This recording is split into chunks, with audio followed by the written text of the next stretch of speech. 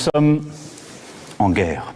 Garde à vous! À vos ordres, mon général! L'ennemi est là. Combien tu mesures, deuxième pompe? Chef, 1m75, chef! 1m75, jamais vu un tas de merde aussi haut que ça! Et cela requiert notre mobilisation générale. Et vous êtes là parce que c'est l'aventure, les mecs. Sors de ta connerie, sacré bon Dieu! Sinon, moi, je te dévisse la tête et je te chie dans le cou! Nous sommes en guerre. Chef, oui, chef! Les vraies voix Sud Radio. Il s'est bien amusé, notre réalisateur. Full Metal Jacket. Ouais, et on va revenir sur cette question, Philippe, sur le service militaire. Philippe Bilger, sous forme de volontariat. On parle d'à peu près de 5000 personnes déjà pour commencer. Est-ce que ça va dans le bon sens? Alors, en ce qui me concerne, je ne le ferai pas, ma chère Cécile. Okay. Donc, déjà, comme j'ai tendance généralement en pensant à commencer par moi-même, je donne une réponse immédiate. Mais pour le reste, je trouve que c'est une très bonne idée. Paradoxalement, comme souvent chez le président, elle arrive trop tard. Je veux dire par là qu'elle répond bien sûr ponctuellement, conjoncturellement, à une situation de crise et même de guerre virtuelle annoncée de manière perpétuelle, mais en même temps, c'est la recherche d'un lien qui n'existe plus dans notre pays. On est condamné aujourd'hui à chercher des liens dans le domaine sportif, mais en réalité, on ne l'a plus profond et peut-être qu'un service, même volontaire, serait de nature à le rétablir. Mona Jafaria. Moi, je suis pour le service volontaire, pas obligatoire mais volontaire. Je trouve qu'on perd en patriotisme dans ce pays et que ça aiderait beaucoup la jeunesse à être fière de son pays, à avoir envie de se battre pour son pays. Et moi, je suis plutôt pour. Il y a d'autres pays qui le font. Par exemple, en Israël, le service militaire est obligatoire. Et je trouve que ça donne quand même une rigueur d'esprit et que c'est vraiment à privilégier, mais volontaire. Michael Sadoul. Moi, je ne vois même aucun inconvénient au service militaire. Alors après, est-ce qu'il faudrait qu'il soit obligatoire ? Probablement que oui, parce que les bienfaits du service militaire ne sont présents que dans la mesure où il est obligatoire. C'est-à-dire que ça crée un sentiment de cohésion nationale. Et évidemment, on sait que s'il n'est pas obligatoire, certains voudront y échapper, donc ça perdra un peu de ce substrat-là. Ça crée un sentiment patriotique. Ça permet aussi aux gens après, d'être ça formés. peut démarrer comme ça. Et après, voilà. Oui, alors je souhaiterais qu'il devienne obligatoire. Et puis ça forme aussi les citoyens des problématiques de sécurité et de défense. Moi, je connais très bien un pays donc qui l'applique et qui est Israël. Il y a 2 ans de service militaire obligatoire. Je peux vous dire que quand il y a un fait filles et garçons, c'est important. Filles et garçons, évidemment, avec des filles qui ont des postes maintenant très importants dans l'armée. Je peux vous dire que quand il y a un fait de terrorisme dans la rue, il y a 90% des personnes qui savent comment réagir et qui parfois même possèdent une arme. Donc en fait, on n'attend pas 5 minutes avant que le terroriste en question soit abattu. Donc oui, ça crée une société, j'ai envie de dire, plus prête à réagir au danger. Et en plus solidaire entre les générations, entre les classes sociales, etc. Donc moi, j'y serais très, très, très favorable. Mais il peut y avoir des dérives, Philippe David. Non, moi je crois pas aux dérives dans un pays démocratique comme la France. Alors il y a 2 choses quand même qu'il faut rappeler. Quel service militaire ? Parce que est-ce qu'on va faire des régiments d'appelés ? Comme c'était le cas à l'époque, où seule une partie des cadres, c'est-à-dire commandant de compagnie ou d'escadron, chef de corps adjoint, étaient désengagés, quelques lieutenants, sous-lieutenants, et après c'était des appelés, les aspirants et les sous-offres, quelques sous-officiers engagés.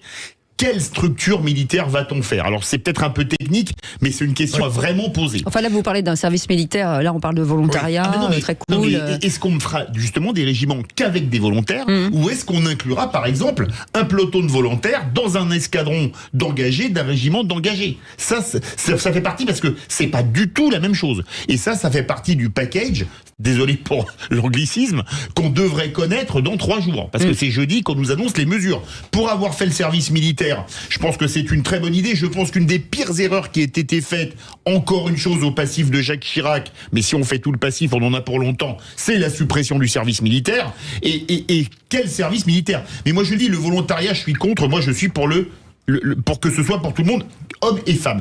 Attention, avec une chose près, 10 mois, 12 mois, ça me pose aucun souci, mais il faut également... j'avais une idée qui m'est sortie de l'esprit. Elle était nulle, donc c'est pour ça. Elle s'est auto-détruite elle-même. Allez, non, elle était bonne en plus. Je vous rejoins un petit peu, mais là on y va. Dans ce que j'ai cru comprendre, c'est que est-ce que le volontariat ne pourrait pas constituer une forme de transition vers autre chose ? On verrait l'expérience et peut-être mon cher Michael, ça entraînerait vers l'obligation. Allez, on en parle dans un instant. 0826 300 300 si vous pensez que ils sont pas dans la vérité. Vous voulez proposer une autre forme de service militaire ou pas du tout. 0826 300 300, on revient dans un instant. Sud Radio. Sud Radio. Parlons vrai. Parlons vrai. Sud Radio. Parlons. Les vraies voix Sud Radio. 18h-20h. Cécile Doménibus, Philippe David. Et on est très heureux de recommencer cette semaine avec vous autour de cette table. Philippe Bilger qui est avec nous, Mickaël Sadoun, chroniqueur politique et consultant, Mona Jaffarian qui est cofondatrice de l'association Femmes Azadi et auteur du livre Mon combat aux éditions Stock. On revenait sur cette information d'Emmanuel Macron pour annoncer jeudi, on attend cette annonce d'un service militaire, mais cette fois-ci sous forme de volontariat en France.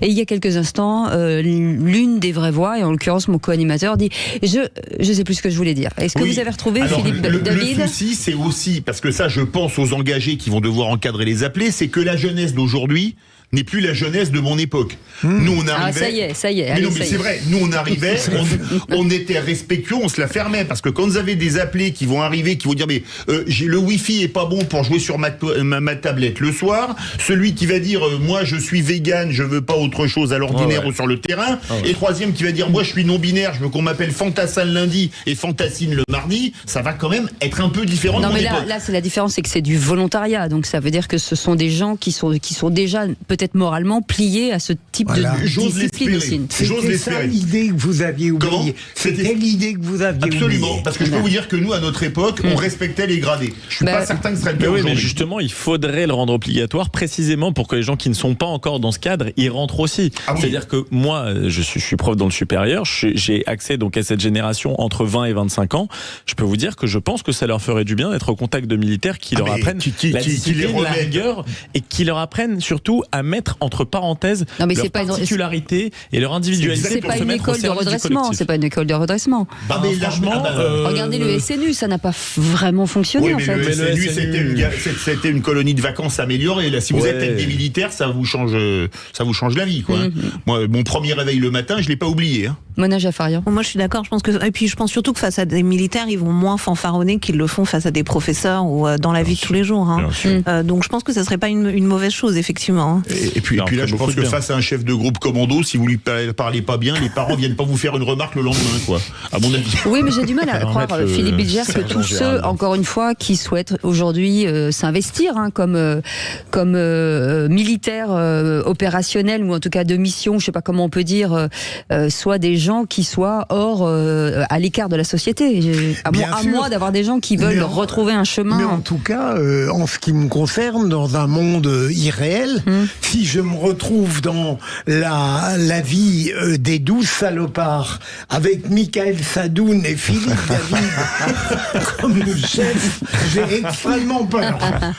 Alors, je serais capable de tuer mon ami au lieu de viser mon adversaire. Alors, on vous mettra aux cuisines. Est-ce que vous, Mona, aujourd'hui, est-ce que vous pourriez accéder à, de dire, je vais donner de 12 mois de ma vie, alors que je suis mère de famille, est-ce que vous accepteriez ? Alors, je crois que j'ai plus l'âge, moi. Je sais pas si je servirais à grand chose. Ça vous arrange bien avec ma condition physique aujourd'hui. Mais je pense plus sincèrement, vous auriez pu le faire. Pour mes filles, ça me dérangerait pas qu'elles aillent faire le service militaire. Je pense que c'est une très bonne leçon de vie. Et pour moi, je vous dis, le patriotisme, c'est vraiment le ciment d'une nation. Et on le perd de plus en plus. Alors moi, je le vois en Iran renaître de plus en plus. Et je vois qu'on le perd de plus en plus ici. Et justement, peut-être parce qu'on a une vie un peu facile. Et face à la dureté de l'armée et les principes qui sont les leurs, je pense que ça aiderait beaucoup. Moi, ça me dérangerait pas que mes filles aillent faire pendant un an l'armée. Et en plus, ça apprendrait à se défendre. Je pensais à vous, moi. Je vous verrais un très bon rôle dans l'armée. Genre, mais moi, les gens le savent. Moi, j'aurais adoré faire mon service militaire. Oui, mais moi, vous avez vu, on espionne un peu séductrice, plutôt. Mata Hari. Ah ouais, d'accord. La balle terminée. Je ne sais pas ce que vous avez fait ce week-end, Philippe Bilger, mais... Moi, je voulais quand même dire que le problème aussi avec cette idée-là, c'est que Emmanuel Macron, même quand il a une bonne idée, c'est pour de mauvaises raisons. Donc j'ai peur qu'il nous parle de ça en nous disant qu'on va faire la guerre à la Russie. Parce que c'est ça le motif derrière. C'est qu'en fait, il nous met dans un esprit de lutte contre la Russie. Donc moi, je suis favorable pour... je dirais la construction d'une société, d'un roman national, de ce que vous voulez. Mais si c'est pour aller faire la guerre contre la Russie, enfin, ça me semble juste un peu évasé comme opinion en ce moment. Et puis surtout, il y a quand même une chose dont on va parler, je pense, jeudi. Mais des appelés, faut les mettre dans des casernes. Les casernes des régiments d'appelés, on les a vendus. On en a fait très souvent des programmes immobiliers, un peu partout en France. Des casernes qui ont fermé, il y en a eu des dizaines. D'ailleurs, ça a été un désastre pour les villes de garnison. Parce que les gars, le soir, en sortant, ils faisaient vivre les cafés, les restaurants, les bars, etc. Et il y a tout à remettre en place, parce qu'on a tout fermé. Et puis, dans ces cas-là, ça coûte de l'argent. Il va falloir...